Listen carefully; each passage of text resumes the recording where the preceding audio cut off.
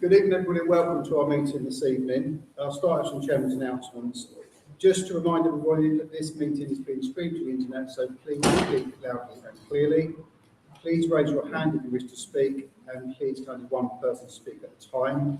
And mobile phones should be switched off or silenced, please. We don't have any more government alert disturbance this evening. Paul, sorry to interrupt, but the speakers are not working. I was just coming on to that. We've not met in this room before, so there might be a bit of teething problems. Is that better? I can't see it like this with me. Private person. Hello, what about that? 1, 2, 3. Anything coming out of it? No. I'll speak loud to be on the safe side. Please do say if you don't hear us, everybody.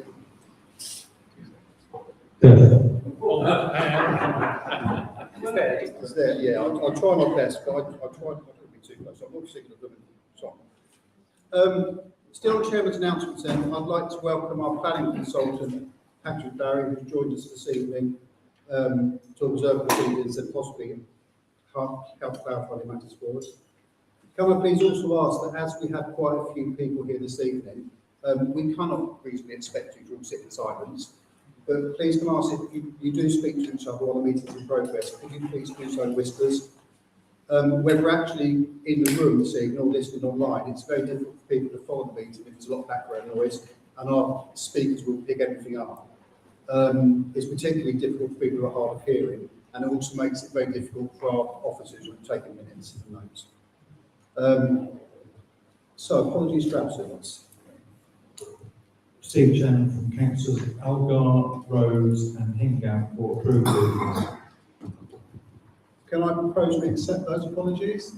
Seconded by Trevor. Thank you. Those in favour? That's carried. Thank you. And to receive declarations of interest. Are there any councillors? No, thank you.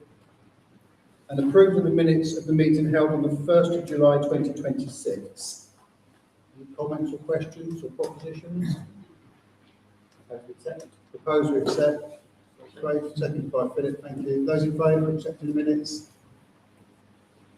Thank you, that's carried.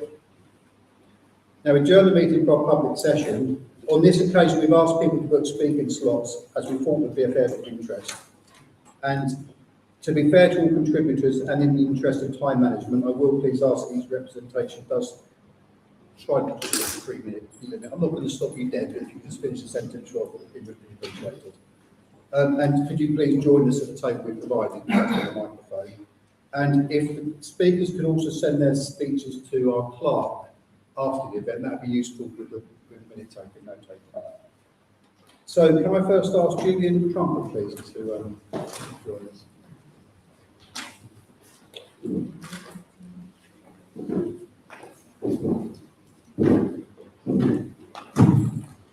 Good evening, Mr. Chairman. Thank you. My name is Julian Trumper. I represent Big Stand. We're a community campaign group campaigning against the new settlement at Sand. We have read the Billingshurst Parish Council response to the revisions and amendments to the plan, and we think we're very much on the same page in agreeing that Sand is far from ideal as a site for a new town. And we know that some of the greatest impact of the new town at Sand will fall on Billingshurst. Aberdeen has been rejected as a potential site for a new settlement on 3 formal occasions in 2010, 21 and 23.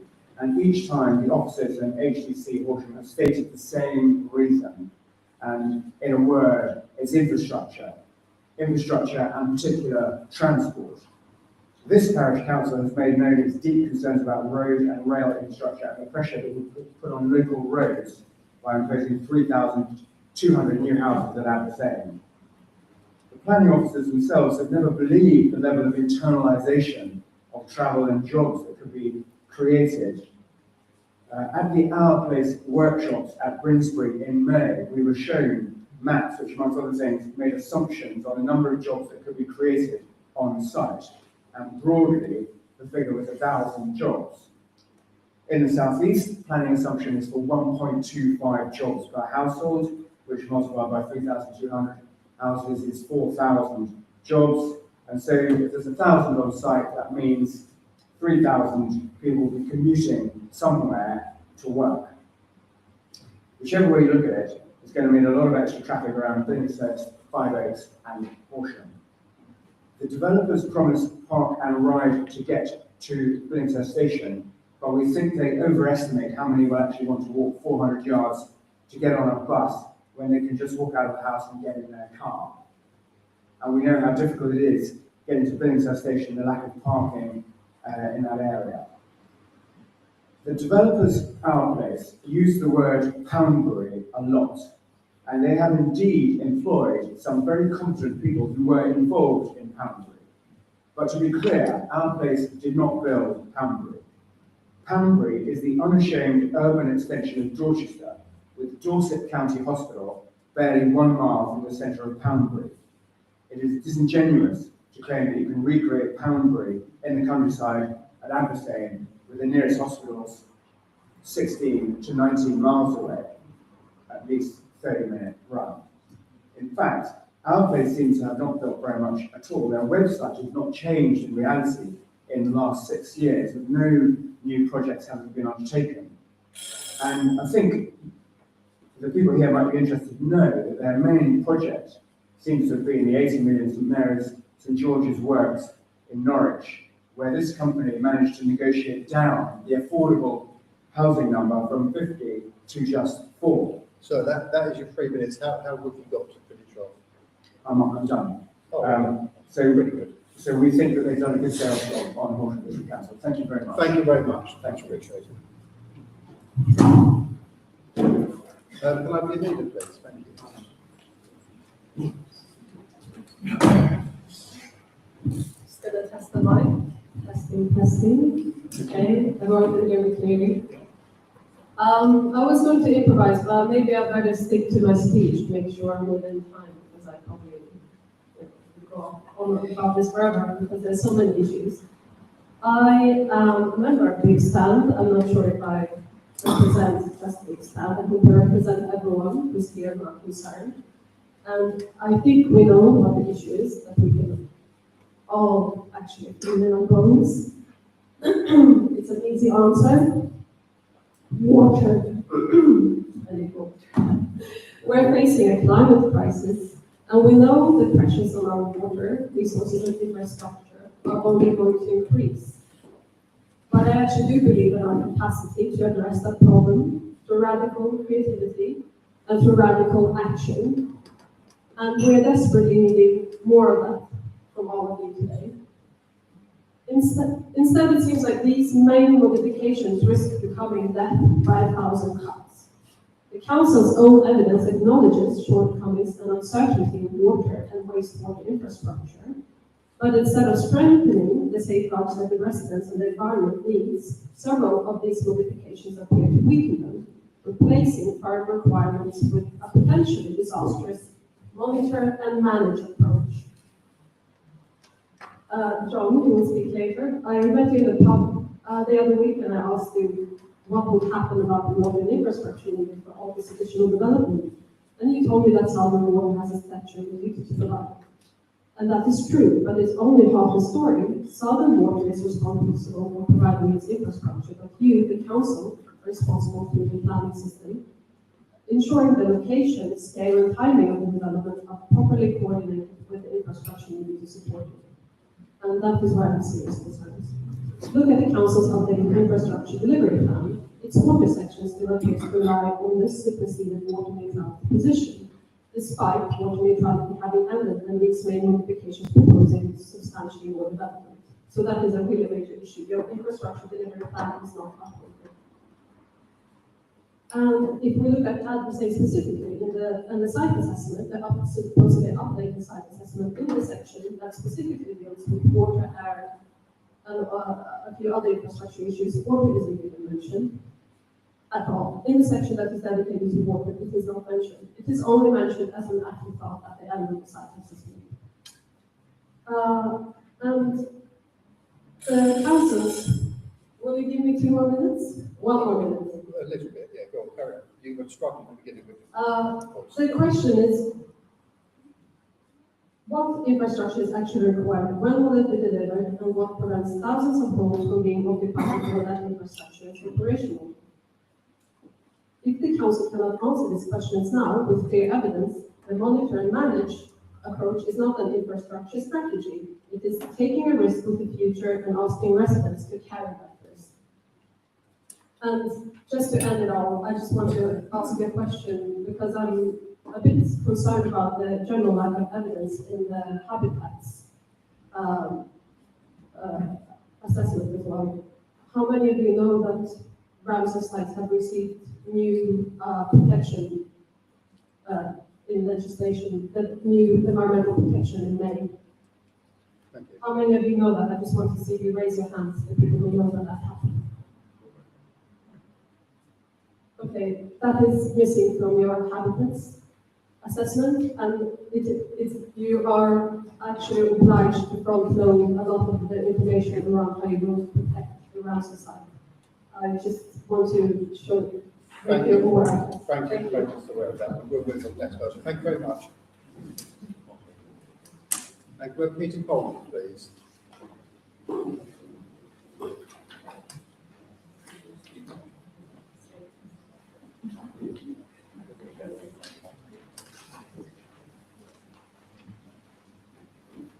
Thank you, Mr. Chairman.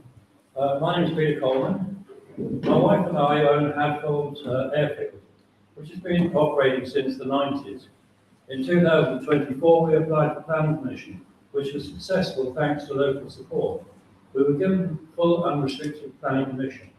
The environmental impact assessment scoping document for the proposed Aberdeen development seems to downplay the presence of the airfield. It states that the airfield is located 1.75 kilometres away. The real truth is the southern end of the runway is only 210 metres from the edge of the development. The northern end is 900 metres, so a bit of discrepancy there. Over the last 10 years, the average flying per year was 110 days. In busier years, we were up to 150. This can be 10 to 20 movements per day. No noise assessment on takeoff, approach was made. We're getting busier. A noise assessment states that the airfield is usually used infrequently and is, as such, not considered to represent a significant noise source. The assessments were carried out in December, when there's no flying, basically. When taking off to the south towards Aberdeen, we turn to the left to avoid the houses.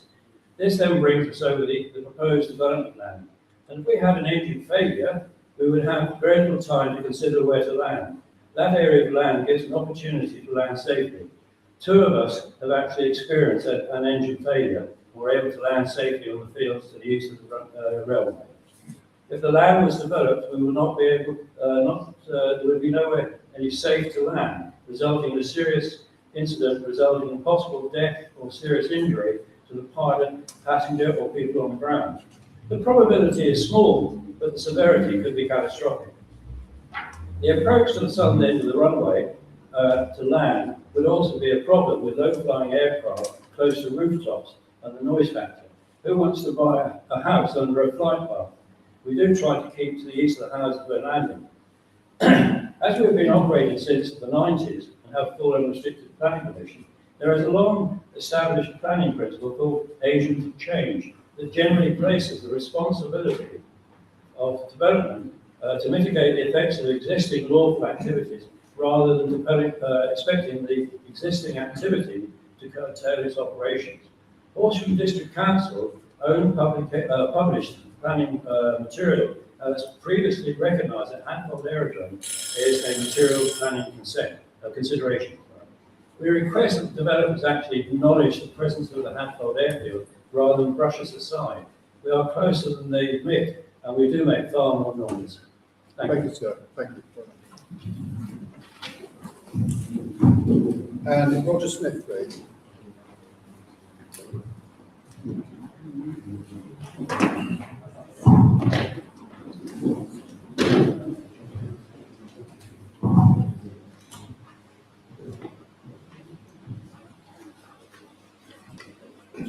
Roger Smith, I speak for CBO in Sussex.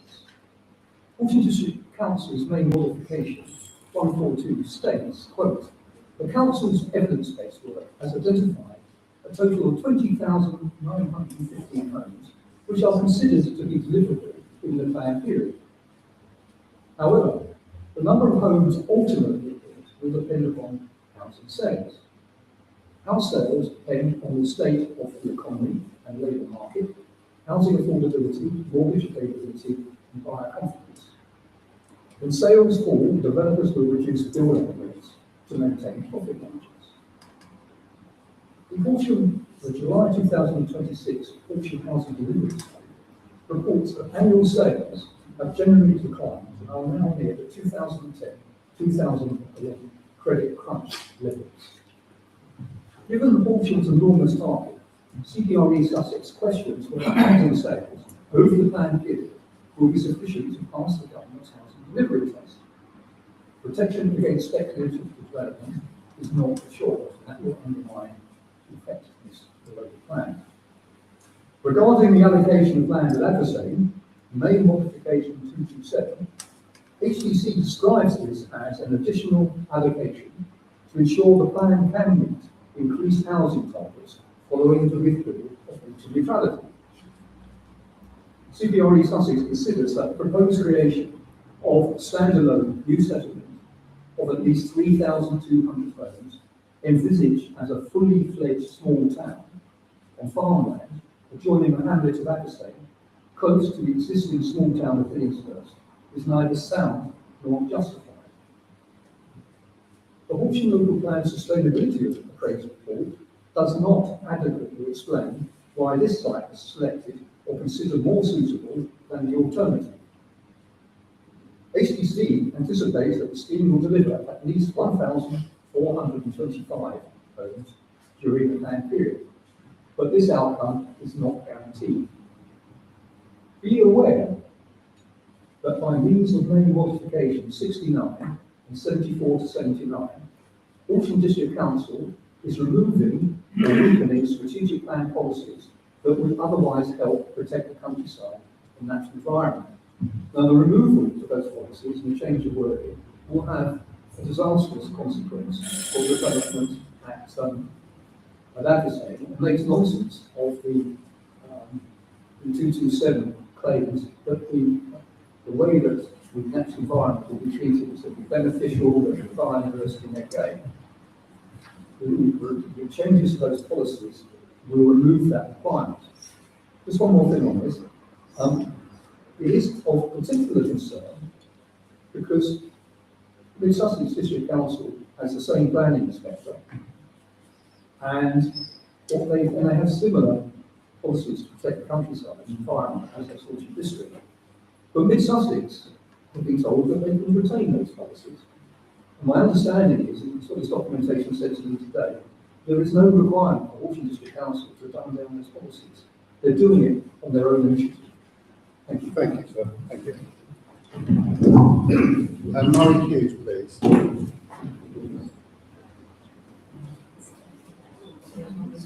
Does the microphone come off?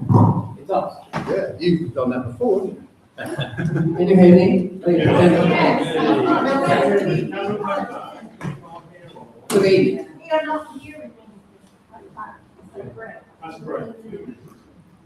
Good evening. My name is Murray Hughes. I am a resident of Billingshurst. I should like to thank the Parish Council for organising this meeting, giving residents a chance to comment. I'd like to talk about the proposed development east of Billingshurst. If this goes ahead, I think it is inevitable that the section of footpath number 1933 running south through the fields and over the railway by foot crossing would be closed. This is because the additional housing will generate more pedestrian traffic, making the railway foot crossing too hazardous.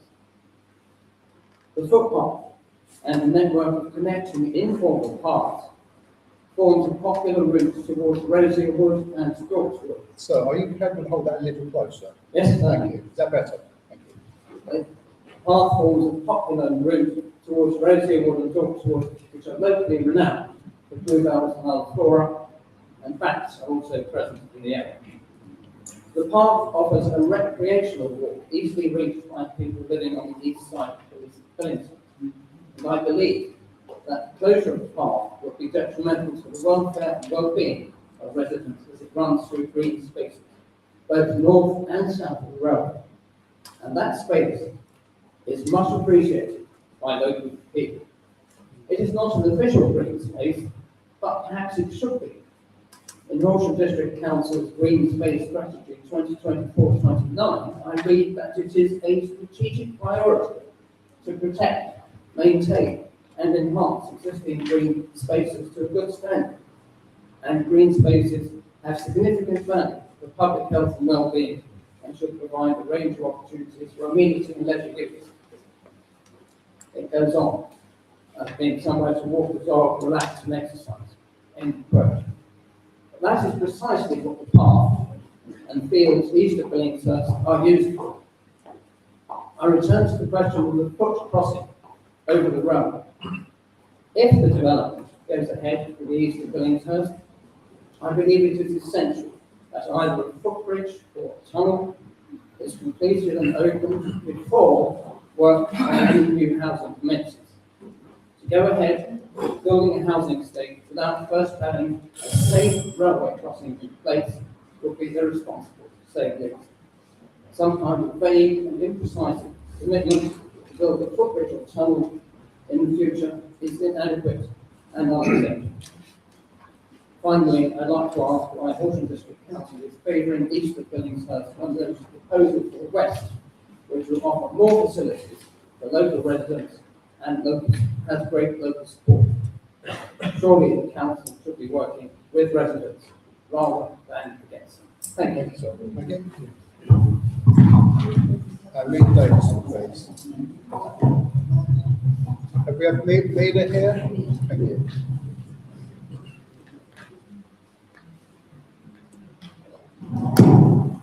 Thank you, Mr. Chairman. Can you hear me? Yes, right, thank you. My name is Mila Davidson. I'm speaking on behalf of Billy Green, an environmental group in the village.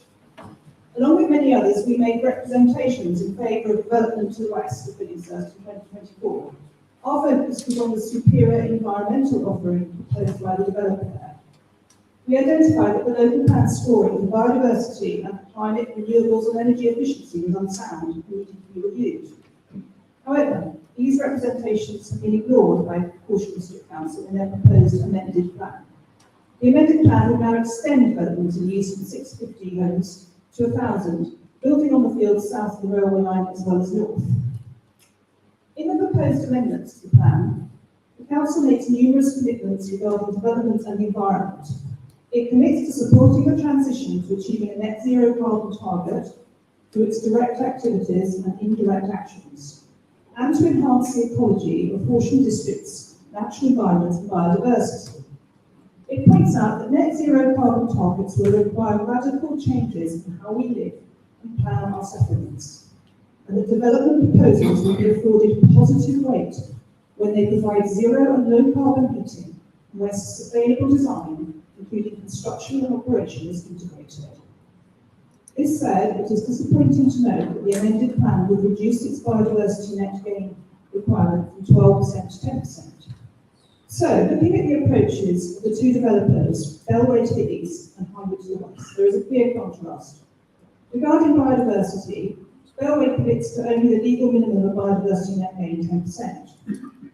We tried to speak with Bellway to learn more about their plans for biodiversity net gain and other environmental credentials, but they delegated a PR firm to meet with us, who were unable to answer our questions and asked us to email them. They did so, but did not receive the courtesy of a reply. In contrast, Highwood's development proposal to the west of Billingshurst commits to providing a 90-acre country park / nature reserve with biodiversity net gain between 20 and 30%. Turning to net zero, Bellway is only able to commit to complying with building regulations, with no commitment to zero carbon. In contrast, Highwood has a commitment to providing an all-electric strategy with solar panels and air source heat pumps, and are committed to future home standards which will drive sustainability at the forefront of development. So, my question is this.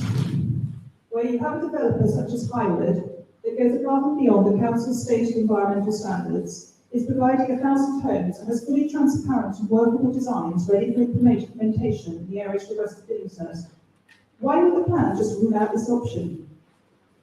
We need a clear explanation from Horsham District Council as to the rationale of this decision. Thank you. Thank you very much. So thanks again everybody for speaking. Can I just remind you, if you could email your speeches to the clerk, that's clerk@billingshurst.gov.uk. Shall they form part of the minutes? Yes, because they form part of the minutes, so if anybody at home was having difficulty hearing, they'll be able to see them online. And I don't know if you noticed, Mr. Barry was frantically scribbling notes as you were all speaking, so we are listening and we are making notes. So, moving on to item 6, to receive comments from Horsham District Councillors for Billingshurst, Councillors Mark Bainham and John Trollope. I was contacted a number of weeks ago by District Councillor Trollope, who asked if representatives from HDC could brief parish councils as to why, and I quote, "Adversarial is the best choice for Billingshurst." So I'd like to hand over. Is it you speaking, John? Oh, okay, thank you. Again, I think we've sussed out microphone technique. Yes, I'll do it from the front, if that's okay. If I could just start, I just want to give some little background as to how we've got to the position where we are now. You will definitely remember the original local plan that was discussed in this building 2.5 years ago, I think. And that was put to a session of planning inspector, who very abruptly paused the hearings on the basis that he felt he had various concerns about the local plan. He went away. It took him 5 months to actually tell us what his concerns were, but they were essentially that we had not taken into account the duty to cooperate with other councils to provide some of their housing needs as well. We completely rejected that option or that assertion, and after a very long process, long story short, that inspector was relieved of his post, or was relieved of his particular assignment, and he was replaced.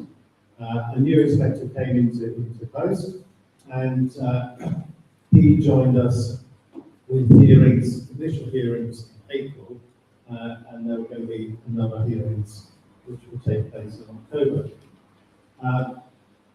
The duty to cooperate issue was quashed immediately by the new inspector, which was very good news. But the less than good news was that having agreed or intimated that the soundness of the plan as presented, changes in what have happened since the plan was first presented, namely the end of water neutrality and the new version of the National Planning Framework, meant that our housing numbers were just not big enough. So we had to, essentially he's telling us, we have to find 4,000 new houses if this plan is to go through. And those houses have to be found principally from the strategic sites that were not included in the original plan. There are 4 strategic sites. One is King's Fold in North of Horsham. The second one is Up Farm on the A24, A272 junction. And then Adversarial, where we know where Adversarial is, and West of Billingshurst as well.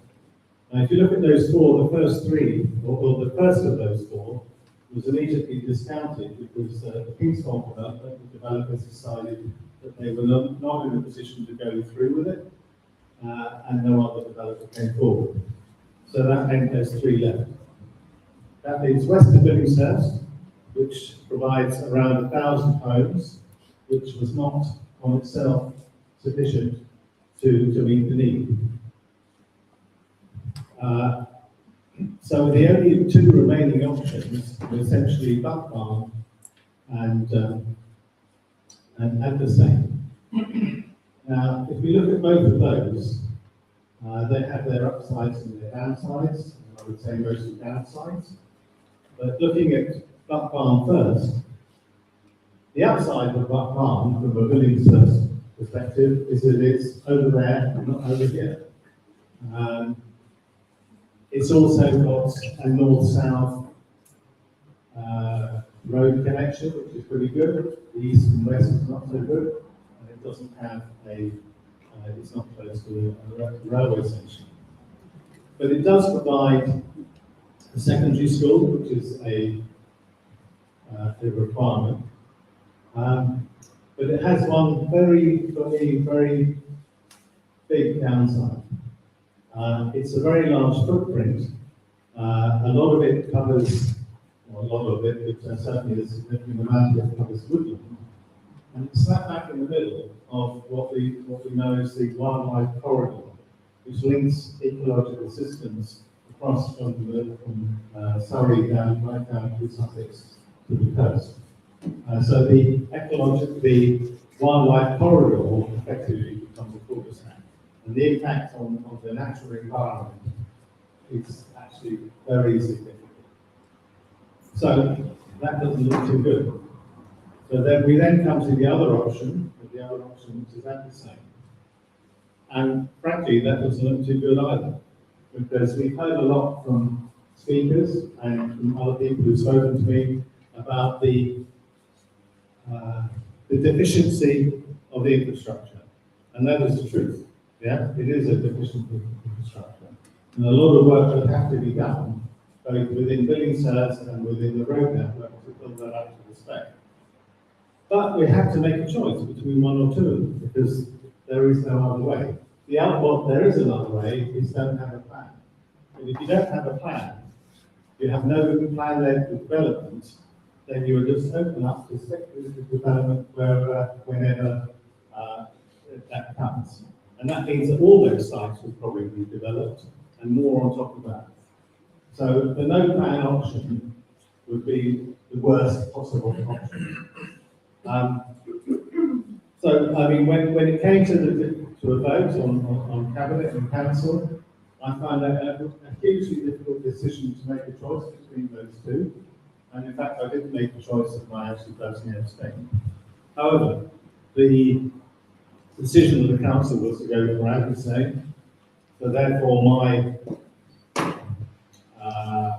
priority looking forward is, okay, well, if the main problems around Aberdeen are around the infrastructure, then that has to be the priority for the council in solving that problem over time. And bit of silver lining, we have a certain amount of time. The plan runs until 2040, so that's 14 years from now, and actually a bit longer because the Aberdeen build-out is only half expected to be done within the plan period, and then will be some time after that. Okay, so that's where we are, and that's my explanation of why Aberdeen is there in the modification. Looking now towards the response, which I've read in a lot of detail, very carefully. I'm sure Mr. Barry is the author, I guess, of that. Well, it's a relatively long document, and it's very well drafted, and it's very well presented.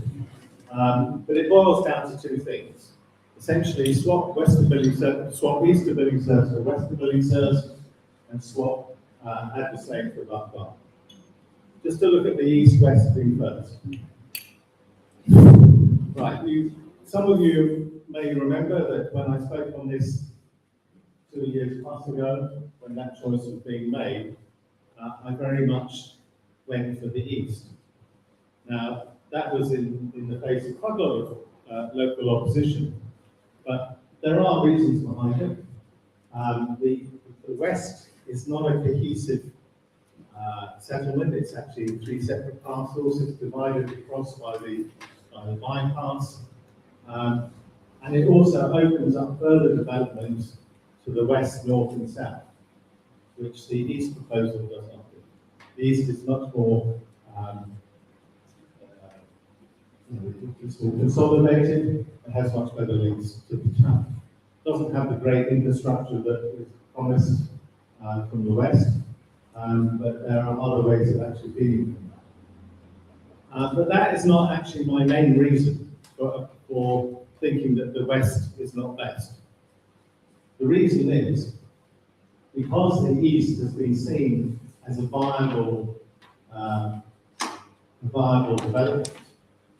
There is no question that when the next plan comes up, and it's already been started to work on the next plan, because we have to do it, and we're way behind because of the previous delays, the East will definitely come up. And it's as much as night follows day, it will be there in the next plan.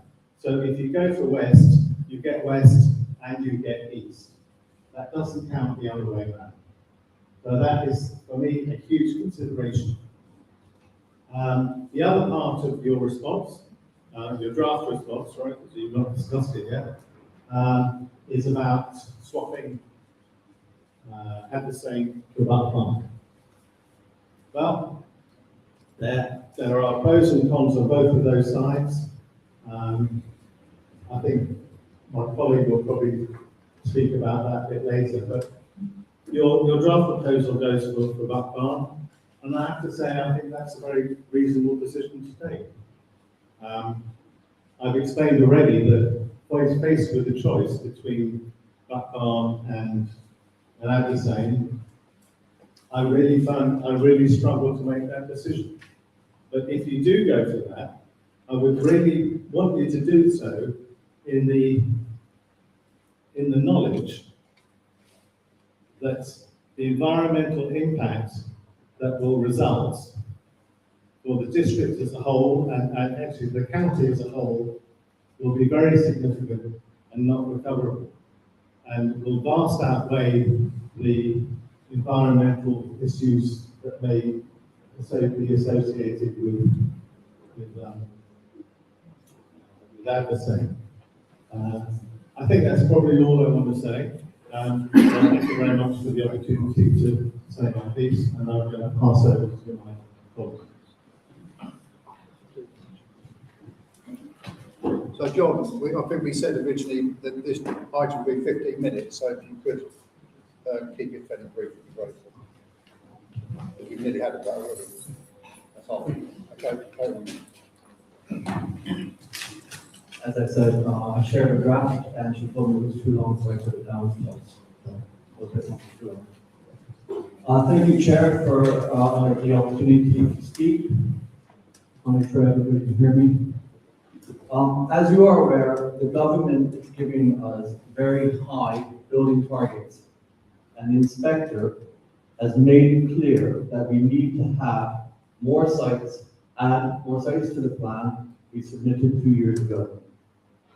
So whilst I see there are pros and cons to West versus East of Billingshurst, this is really not up for discussion anymore, as there would need to be a catastrophic flaw in the East of Billingshurst plan for it to be withdrawn. There are both pros and cons to Buckbarn versus Kingwood, and I will try to explain why I think Kingwood is the least worst option. And do know that I have not yet voted on this, as Mark has, and so the following is how I see things at the moment. I won't repeat the other points Councillor Bainham made on the relative merits of East of Billingshurst compared to West, other than pointing out to the members' attention the news report in The Guardian just on Monday, 2 days ago, where Angela Rayner is launching guidance for a presumption of approving any planning application for homes within 10 minutes of transport hubs. In her words, this is to unlock thousands of homes around well-connected transport hubs in order to help people live closer to work, school, and the services they rely on. And goes on to say, that's how we'll tackle the housing crisis and raise living standards for people in every corner of the country. So as I argued 2 years ago, if we adopt west over east of Billingshurst, we will have both, as east of Billingshurst will be impossible to oppose on planning grounds, as it is very, very close to the train station. I did, in fact, ask senior HDC officers about the viability of having both west and east of Billingshurst and Aberdeen, and this was in fact seriously considered. However, it was felt it would oversaturate the market and therefore was not viable. On the farm, it is less well related to the settlement hierarchy, meaning it's more spread out and less compact. It doesn't involve the well services, as you know.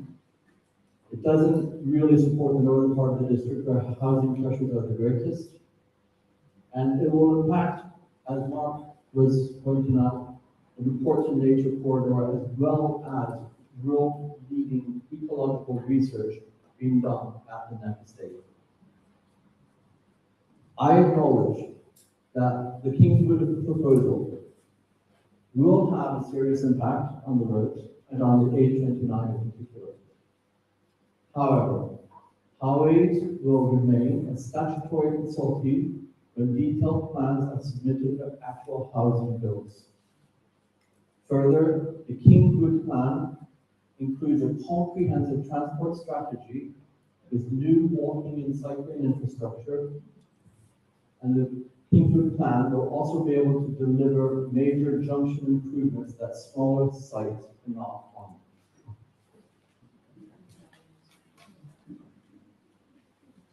To the residents of Aberdeen, I understand your worry about how your community will change.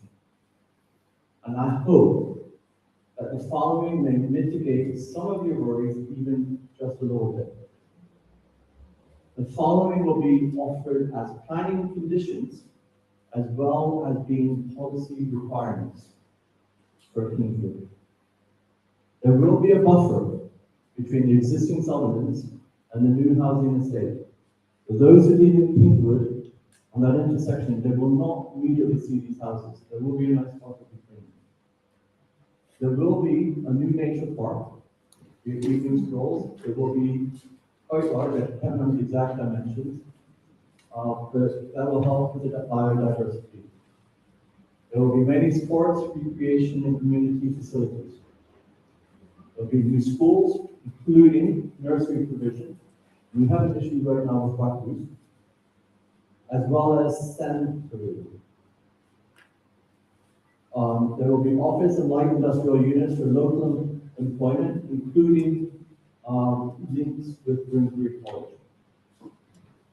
There will be a protection of the night sky through ecological buffers and a sympathetic lighting strategy. The traffic impacts, yes, it's universally acknowledged.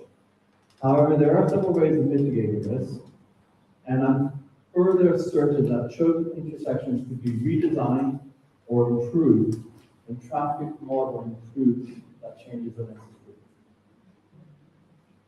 And last but really, by no means least, money. The SIL money is roughly £40 million to be divided amongst the three parishes. I don't know the exact split, I did ask, and that will be determined later.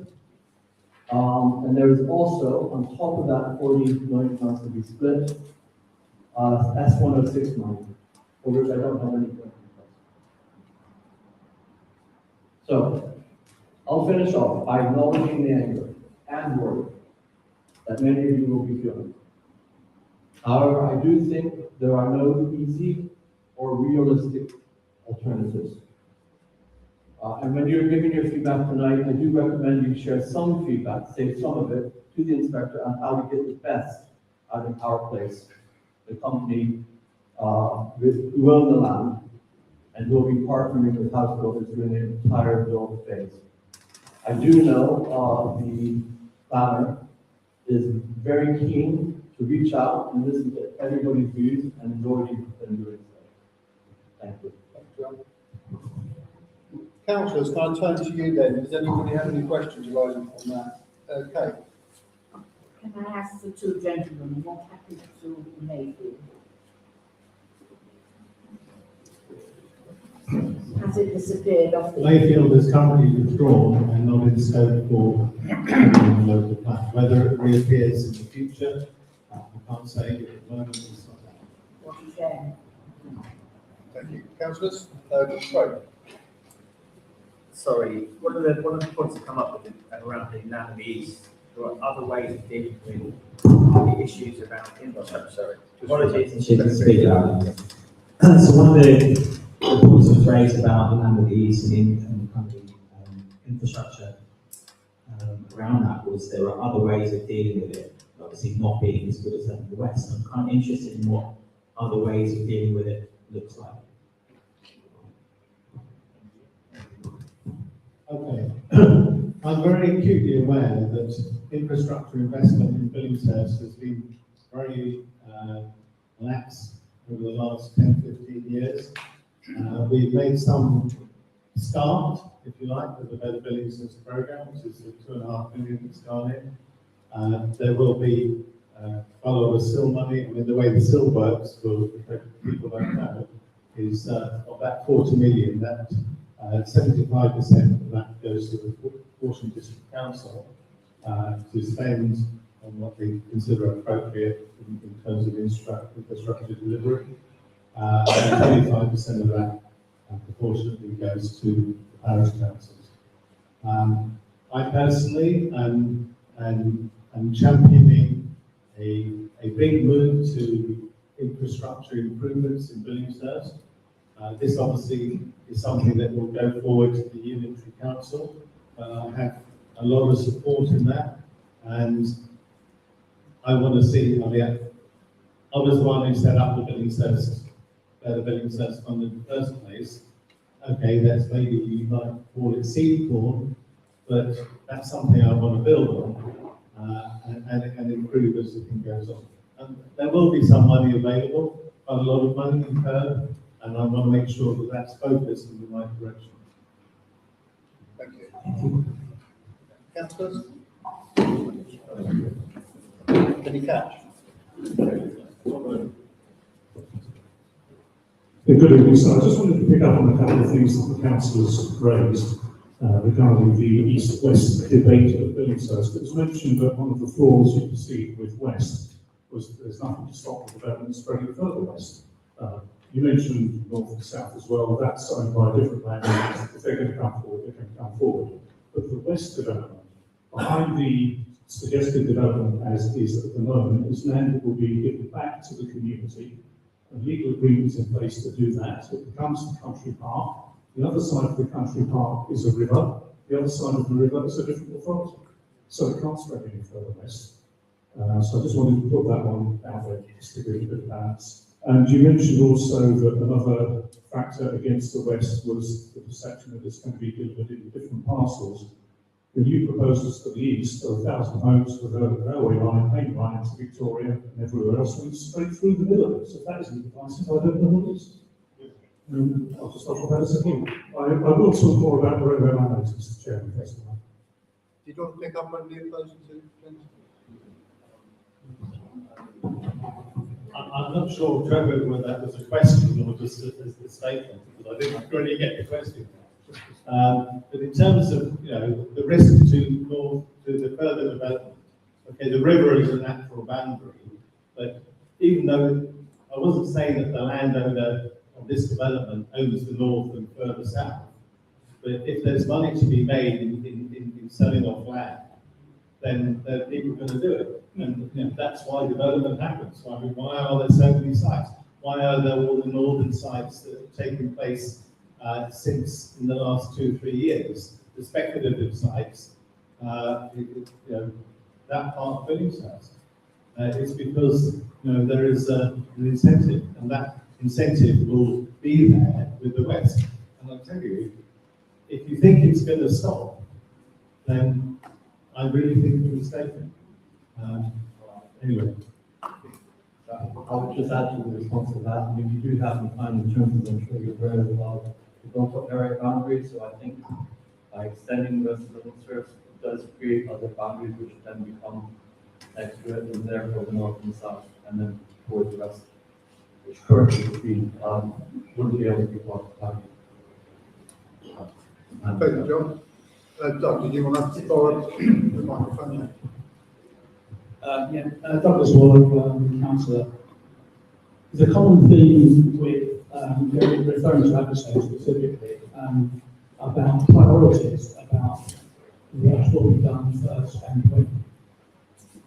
It would appear that the developer should have some direction put upon them or them to put in all the infrastructure necessary to stop the roads being blocked before a single house is built. And this is a common thing, I notice it from the other parishes as well.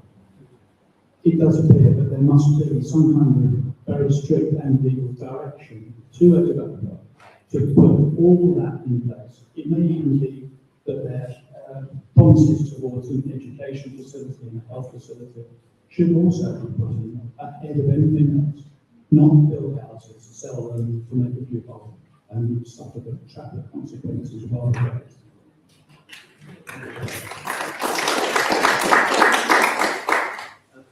I don't disagree with that. I would say that we are pushing as much as we are able to push, but all of these conditions to be done at an early stage of development, pre-commencement, whenever we can do that in the case. You want to say something? Yeah, I would just say I agree with most of that, but it's not reasonable to expect every part of infrastructure to be done before any building houses commences. What normally happens is in stages. So, you know, when you build a certain amount, you build the infrastructure to support that. Because a builder won't do it because they can't manage that financially to do it. It doesn't make sense. So that's all I'd say. But in terms of ensuring the position that nothing happens until everything is done, no, certainly not. And there are stage points in the delivery models that say, you know, at 20% you have to have this, 40% this and that. At this stage, it's not all done before anything else. That's my opinion. Just quick on that, thank you. Thank you for that, Mark and John, but it is already suggested that this is going to be phased. Phase one is entirely within the parish of Billingsworth, and the consequences to the existing adversary are going to be immediate. And so, I repeat, the highway access has to be considered before anything is more populous, more used, or more people visited. I mean, the road is currently shown to go straight through the middle of what they call the village centre, to bypass whatever it is. Everything on the 2133, the other same lane, is going through the new development. So traffic will be at a standstill, I would imagine, so that is considered, and perhaps the bridge as well. Being on the planning committee for Horsham District Council, I can say that whenever these plans are brought forward, highways are a statutory consulting. And if they say that something is not viable, it's a condition, and it doesn't happen. So we do work with highways, and they do consult, and so the presumption, I think, will be that we will have spoken to highways, and they will say it's possible, and if we can build it around. John, we're very much to labour the point, but that seems a bit of a contradiction because you've said now twice about county, when it comes to detailed planning stages, they will have the say on how the road network is affecting how it works. But if they ultimately say no, it's not going to work, then that plan's not deliverable, surely. Yes, but I think the developer will be on their homework and will have a good idea that it will be deliverable. You know, they would be remiss if they're not on the research. Thank you, James. Yeah, mine's on the same point really. You talked about. lines on the same point really. You talked about improvements to roads and junctions. Can you give us an idea what that might look like? Honestly, no, I can't at the moment. When I did ask detailed questions on this, the answer I gave was basically what I said in my report is it will depend on modeling. There'll do studies, there'll do models. I mean, I'm making this up, but you know, if we see that the 829 just before the little was truly a pinch point, they'll put in another lane. I mean, you know, they'll work out the land ownership and they'll put it in. That might happen in 15 or 20 years, but I don't know at this point, and I can't give you an answer. Thank you, John. If you wanted to. Yeah, I mean, we're getting into quite details here. I mean, the choice really that we're faced tonight is the strategic choice. Is it but or is it at the same? The details will follow, but that is the principal decision. Councillors, anybody who's not asked to speak? Final question, final offer? Can we wrap this section up then, Doug? If you permit me to Oh, sorry. Okay, so taking your point, a question either or. I've heard the two objections to one plus back down basically is going to breach the wildlife corridor on Prismo Station. Are there any fundamental points other than those to object to back down? Well, I wouldn't wish you to demean those points because the ecological one for me is actually very significant. In terms of are there any other things? Well, if you look at the footprint of Buckbarn, it's twice the size, and the footprint in the same. It's much more spread out. And there is another point about the school being not in the right place for the demography. But those are essentially things. But just to say, is it just nature? Well, there may be many people in the room who believe in nature being very important, and I'm one of them. Just quantifying the number of projects. Okay, thank you. Our planning consultant wants to ask a question, actually. Thank you. I just have one question on the sort of process that led to the land to the east expanding as part of the new modifications. And with that happening, I've been through a lot of local plan examinations in the past on behalf of developers. And in normal circumstances, there's like a line in the sand when you get to the main modification stage where I think the council can realistically say we're not re-engaging in assessment site that's already been through the first part of the examination process and found to be sound. We don't need to do that, which sort of appears to be how it was approached in the sustainability appraisal and modifications. But in this case, the site fundamentally changed through the modifications process by adding an extra 350 houses, and also in doing that drew more attention on the sort of infrastructure issues that were there with the original application as well. In particular, the connection between the north and southern parcels of that application. I can see in terms of the railway crossing points, I'm kind of keen to understand how the council went about assessing the impact of inviolability in terms of providing a connection, because it doesn't appear to be there in the evidence in terms of how much network they will have to be paid for a ransom, and also what impact the actual infrastructure is going to have on affordable housing delivery, because the viability evidence that accompanies the modifications doesn't really have any of that information.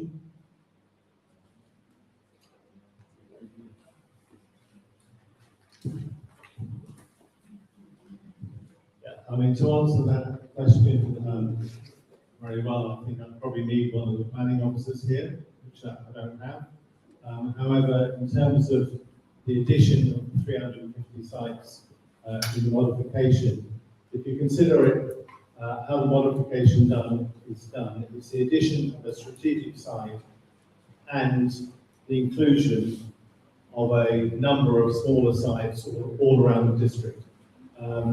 That includes those ones that have already been given, the speculative proposals that have already been given planning permission on appeal to the north, on the north side of Billingshurst, The only good news about that is they're now included in the numbers. So, I mean, without referring to the council officers, I'm maybe speaking a little out of turn, but I would see that as an extension of the principle of a smaller site. And it just so happens to be that that smaller site is adjacent to the strategic site and has the same promoter.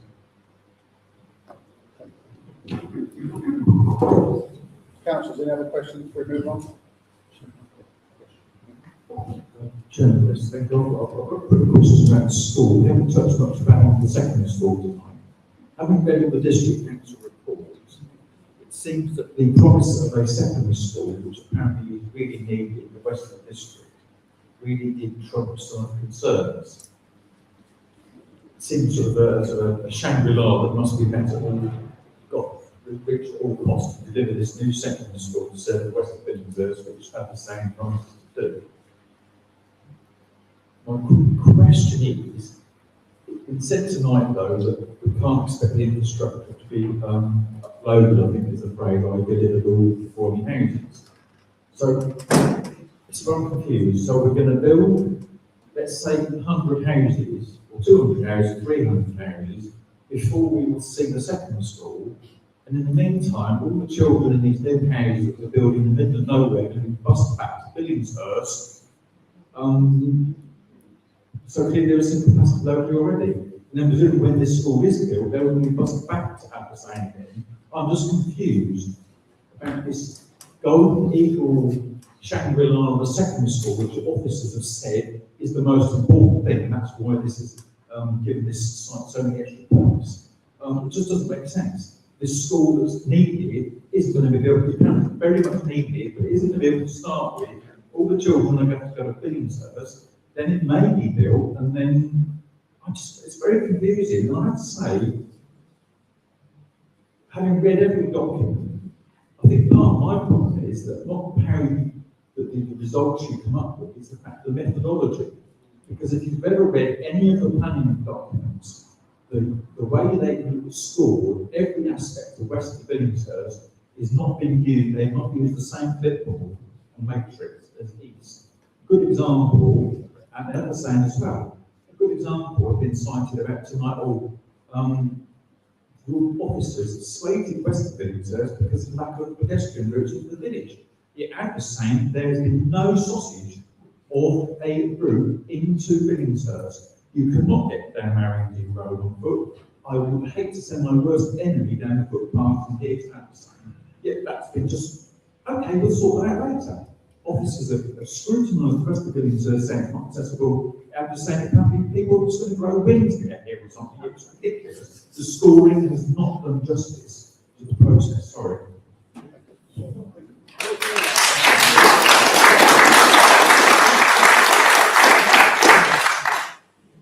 Entirely up to you guys. Do you want to come back to anything? Yeah, I think we do. Well, as for the school, if you have an increasing population of young people, you need a school. Yeah? West Sussex have identified that need. They said, no, it could be in Buckbarn, it could be in Aberdeen. I'm not saying definitely which would be better. There will be a process of building that school, which will be commensurate with the increase in the population. I doubt whether the school will be built before anything else, because otherwise it would stand there sitting empty, and that would be financially very difficult. In terms of your connection, I think they'll. I mean, okay, we're not talking about Adversane versus West of Billingshurst. That is not the choice. The choice is Adversane versus Buckbarn, which is the better option. I find it very difficult to make that choice. If you have comments about the east and west, I take those on board, but I'm not actually going to say that there's no possibility that you can walk from the west to the east. But that's not my main argument for not having west. The main argument is that if you have west, you get east. And if that's what you want, I know you don't know because you're the clerk. But the councillors that do make their representations and consider that. Thank you, Mark and John. I think we need to move on to the next item, which in many ways is the main event, looking at Parish Council's response. I would like to just acknowledge that John and Mark have come this evening. They would have been easiest for you to welcome not to come, so thank you for that, and put their heads above the parapet, so to speak. I also acknowledge that as parish councillors, we're in a much easier position, I guess, and we're very much looking from perspective. What are these guys telling us? What do they want us to say? What do they think about the development? We're not looking at district-wide, so we do have different things to think about regardless. But thanks again for your attendance. We're grateful for answering questions. Thank you. So moving on to item 7, just to reiterate that we're discussing Billingshurst Parish Council's response to the modifications that Horsham District Council are proposing to their draft local plan. I was asked recently if I thought that we were going to stop all this proposed new development and if it was really worth bothering to respond to the current consultation. And certainly there's lots of comments like it's a done deal. But despite this, I feel that it's vital that we as a parish council and as a community point out to the planning inspector any errors or inaccuracies we consider there to be in the plan which may affect its soundness. I've heard people say that the current consultation is nothing more than tick box exercise. It's being done because it needs to be done, and the decisions have already been made. Well, perhaps in the case of HDC, decisions have been made, but remember, we're putting our comments and concerns down to the inspector, not to HDC. In 2021, HDC strongly suggested that Billingshurst would get either a development to the east of Billingshurst or the west. At the time, although Aberdeen was considered initially for inclusion in the plan, it was not thought to be a suitable option. It may well turn out to be the case that any developments which do not appear in the current plan will instead appear in the next. I say this not to be defeatist or to scaremonger, but to perhaps manage people's expectations. The sad fact is, there is not likely to be a good outcome for Billingshurst as far as the local plan is concerned. We can only hope our responses we make to the consultation, so that the council's responses and the public responses will help us to achieve the least worst outcome at this time. So councillors, can I ask if you want any comments? We're now on item 7 to discuss our response.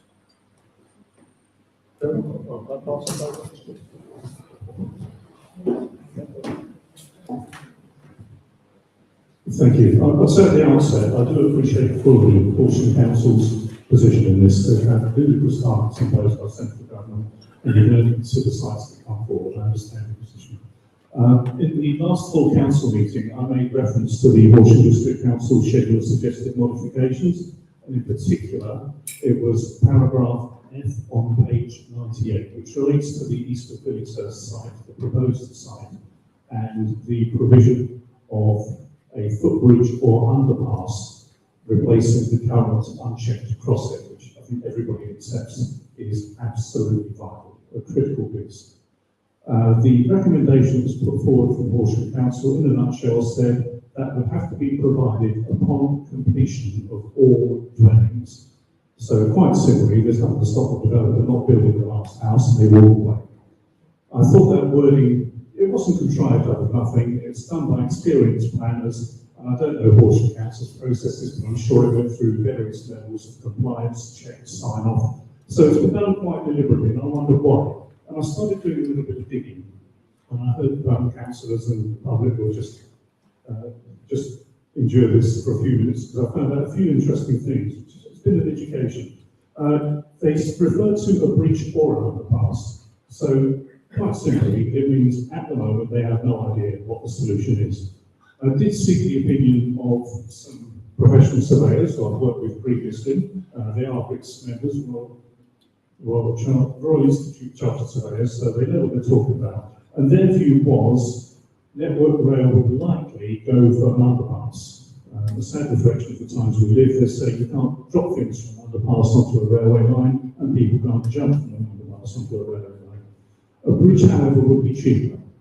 So both present strategic challenges on the south side of the railway line, because the footprint that's required would need alterations to either a Grade 2 listed building or woodland, both of which have degrees of protection. We'll go with a bridge because that's the cheaper option. We'll be kind to the developers here. We'll go for a bridge. And a replacement bridge comparable to the type that's required for East of Billingshurst. So, namely, fully accessible, accommodating those with mobility impairments, with ramps, pushchairs, cycles. A comparable bridge has just been commissioned in Havant. And I was staggered to learn the cost. £12,800,000, and that will need to be borne by the developer. Network Rail permission will also be required. Network Rail are, I think it's fair to say, notoriously slow to deal with. A public right-of-way version application would have to be made, and technical approvals require 3 different stages of approach. Approval in principle, the detailed design stage 2, and construction and supervision being stage 3. That whole process will take an absolute minimum of 2 years, but more likely 3. There are then extra payments that the developer will have to make to Network Rail. Network Rail operates a shared value policy, basically added value secured on land as a result of utilising their property. Details are freely available online, but it suggests payments for these facilities could be as much as 50% of the land value once planning permission has been granted. And the same surveyors, just courtesy of a Google search looking at the area, the location, the size, the number of properties proposed, 1,000, they put a estimate on that of 50 million. So that will be another 25 million that would have to be paid to Network Rail. Network Rail will also require the developer to cover all of their costs in getting this into legal format, agree the purchase, pay a rent for airspace, so there's an ongoing cost, and also all future maintenance. As for the site planning process based on similar sized developments, planning and pre-construction takes 2 to 4 years, infrastructure and groundwork 1 to 2 years, phased construction of 1,000 houses between 7 and 10 years based on average build-out rates. Let's look quickly at the economic situation as well. Bear in mind this site first came forward pre-2020. In that time, for the developers, we've seen the increased cost of labour, there's increased minimum wages, national insurance costs, etc., increased cost of materials, there's the rising mortgage rate, which is impacting demand on new houses, greater supply of similar housing already now in the immediate vicinity. The latest figures from Lloyds Bank only 2 weeks ago show that house prices are falling across the UK. Highest fall is in the south east at 2%. So it's going to cost them more to build, and there's less yield at the end of it. According to the Building Costs Information Service, this site will cost 40% more to deliver now, if it was to be done now in 2026, than it would cost in 2020. Against that 40% increase, sale prices have increased by 16%. So that's a 24% shortfall, again, that the developer will have to swallow up from somewhere.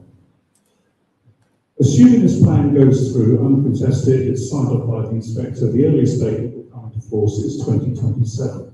So my conclusion is twofold. Firstly, on the financial side, according to the gross development value home rate, developers want a minimum 17% profit from a site such as this.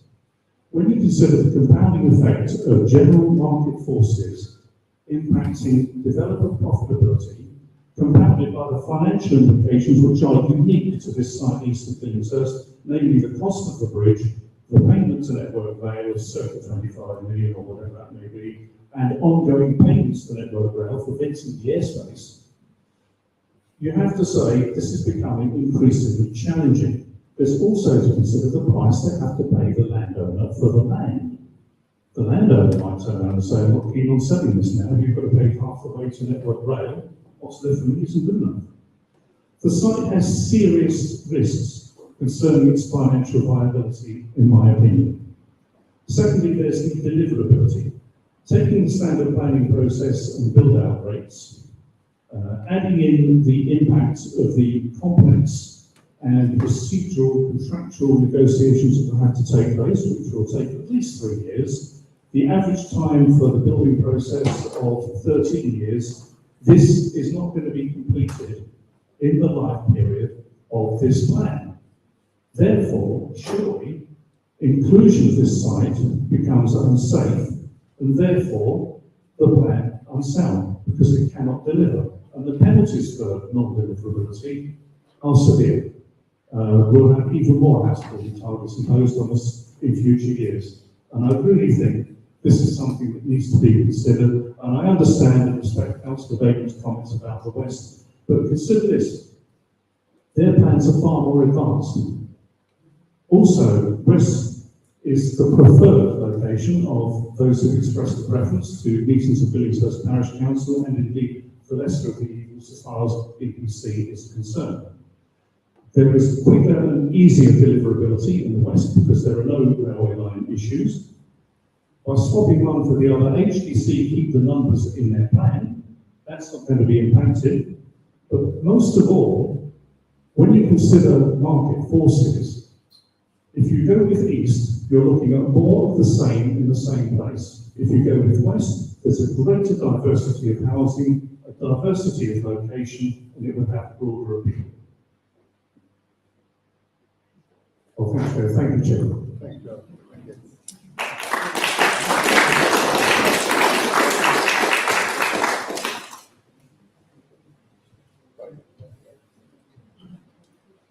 Well said, Joe. I don't think I can do that anymore, just as you've already said. And to be fair, some of the things I'm about to say are very much in line with that, and also in line with some of the things that have been said by the public today.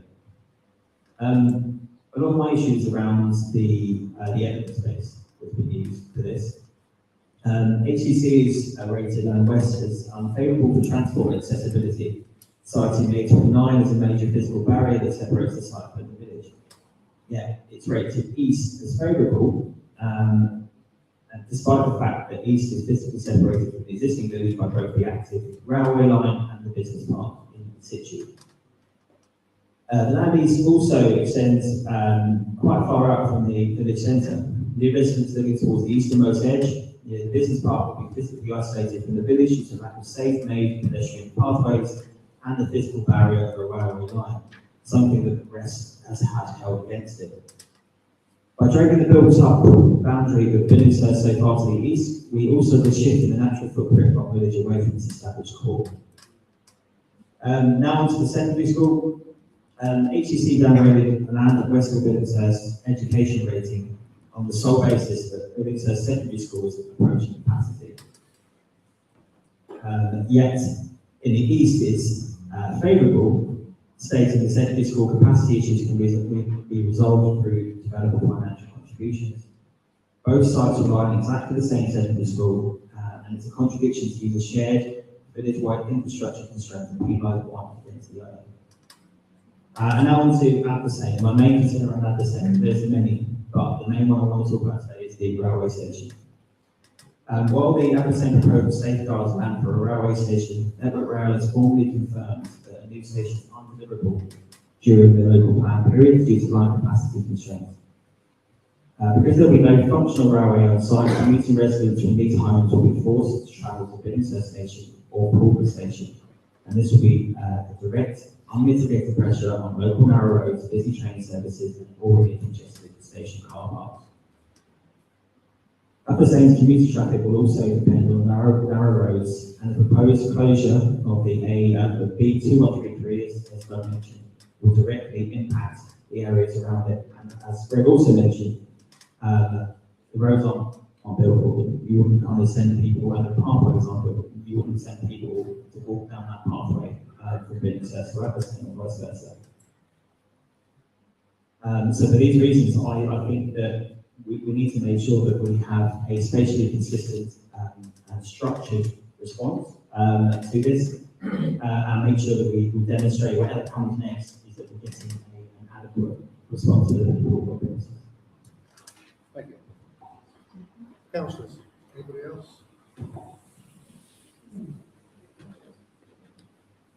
I have to say, Councillor Devlin is a hard act to follow, so I'm not going to repeat what he said. Thank you, Chairman. My comments are slightly more general in nature, I guess. I'm generally of the view that having a local plan is better than not having one because of the risk of speculative development. But then when I see a plan which has got, 4,500 houses effectively, I almost think how bad can speculative development be? If we must have a local plan, and we must take all development, I'm sure that you agree that we need a plan that doesn't just take, we need a plan that gives. We need a plan which provides new local facilities and improves current. In the case of any promised new facilities, we have heard similar promises in the past that didn't come to fruition. So I'm afraid when it comes to all the things that are being promised at the same, for example, because let's face it, nothing's being promised for years, I think there's a trust issue, and I understand that. We need a plan which improves our local network rather than put it under more pressure. We've heard this evening that West Sussex County Council, as a highways authority, only really get involved at the detailed planning stage.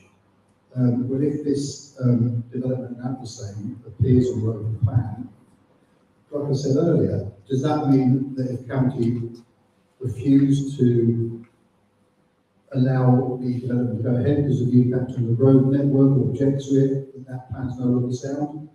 I acknowledge what Councillor Trott said. I'm sure developers aren't stupid, they probably would have done the homework, but nevertheless. Surely we need a plan where things like local healthcare and the water and electricity networks can cope with now and in the future. Again, I'm not convinced this plan achieves that. And surely we need a plan which is proportionate and fair, a plan which spreads new development across the district as fairly and evenly as possible, and doesn't just keep focusing on the same areas time and time again. I'm sure that all the parish councillors and members of the public present this evening feel that Billingsgate has had more than its fair share of development in recent years compared to other areas, and that surely the time has come to leave our area alone. It appears the only people who don't share these views are HDC councillors and officers, who once again appear to be seeing Billingsgate as an easy and convenient option for new housing in the district. When it comes to Atherstone, another gross unfairness, I believe, is that the bulk of the development on the site will be in the West Chiltern parish ultimately. So I imagine that West Chiltern will benefit from the bulk of any SIL money associated with the development, and also see a large increase in the precept they receive. But as far as I can see, they will suffer very few disadvantages the development will bring. In the case of Billingsgate, HDC and developers seem to be under the misguided and naive impression that the road network around Atherstone and Billingsgate railway station and the area around it could cope with all the additional people and traffic that the Atherstone development would bring. Interesting that a new nature park was mentioned this evening. I'm sure you all agree there's a very nice nature park there right now. Of course, any increase in people and traffic the Atherstone site would create would be in addition to all the extra people and vehicles that East Billingsgate development will bring too. A development which HDC has been completely fixated by for many years, and a development that, in my opinion, they always knew they were going to back, regardless of what their electorate and other stakeholders said. This is perhaps why the East Billingsgate developers have shown no real interest in engaging with the community. They probably know that their plans are a done deal. In fact, more than a done deal now, as they're now going to get an extra 350 home bonus. HDC states that one of its priorities for the council for the period up to 2027 is always listening and improving. We're stronger when we work together. That means more sharing and more community involvement. Local democracy has to be more than just an election every 4 years. It's interesting that listening is mentioned. In the case of site allocation in and around Billingsgate, I'm afraid HDC have failed to do this in the past and continues to fail to do it now. We can only hope that planning inspector is listening instead. Local democracy surely means not misleading people either. Election material distributed in 2023 included references to protecting our countryside, and what is needed is a local plan that benefits the majority of local residents, not developers. Where residents who live in Atherstone and East Billingsgate sites, and no doubt in other parts of the district too, may really be struggling to see much evidence of this. I do think people are realistic. I think most people reluctantly accept that Billingsgate will have to take in development. What I think people really struggle with is the size and pace of that development, and then we'll get all the disadvantages of it and very few benefits. Councillors, anybody else want to say anything? Who's not said anything? If not, would anybody like to put a proposition forward? Can I then propose that we do approve the draft response? Would it be in order that we delegate to yourself regards to any changes which are added as a result of tonight's meeting? Yeah, I'll take away the feedback and what I heard tonight and just provide a new. Can't hear. Apologies. I'll take what I heard tonight from the floor and come back to you with a response to see if and how that could be integrated into the draft that we've already got. Where it might advance the case in any way. In some cases, I think, just being completely frank, if the local plan's at a stage where if you get into too much granular detail at this point, yeah, if you get into too much granular detail at this point, the inspector kind of won't engage. But I think we're going to have to keep it at a strategic level. But I will take away further to see what can be added. So the proposition I'm making is to approve the draft response and to delegate to the clerk and the clerk regarding the changes that are made to that as a result of tonight's meeting. Anyone second that? Great, thank you. Councillors, those in favour? Hands up, please. That is carried unanimously, thank you. The eagle-eyed amongst you will have noticed that we don't have an item 8. Item 9 is dated next meeting. Ladies and gentlemen, thank you again for your patience this evening. Can you please indulge me for a few more moments? As we have members of the public present, and as this meeting is likely to attract some interest online, I would like to end by reminding people that all the council's agendas appear online and the council has various social media accounts. And there's an email update service that exists, which people sign up to. So it's very easy to keep up to date with items that council are due to discuss. We very much welcome and value parishioners' views and their attendance on our meetings. Next May, the council reaches the end of its current term. I'm sure that some of us will stand again, and perhaps some not, but please consider putting yourself forward, as if more than 15 people stand, an election will be forced and democracy will be better served. People have in the past said to me that they don't want to get involved in the parish council, as they have to represent their political party.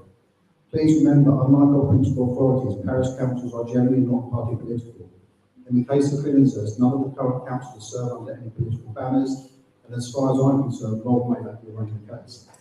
As I think party politics should play no part in parish councils. It should be local people who care for their communities, trying to make them a better place for all, people perhaps like any of you. Now, having probably talked myself out of office next May, I thank you all again for your attendance and your contributions in bringing the meeting to a close. Thank you.